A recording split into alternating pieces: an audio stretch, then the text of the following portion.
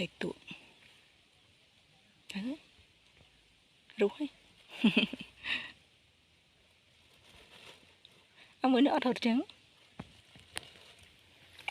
đang ai hột rồi ông mới nữa này nữa đi bạn sẽ ngỏ bạn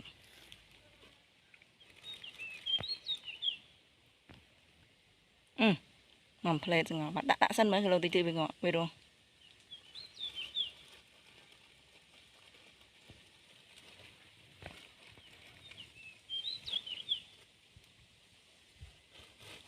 ắt tôi múc cái mà nó đáy mình này cho và tại vì đáy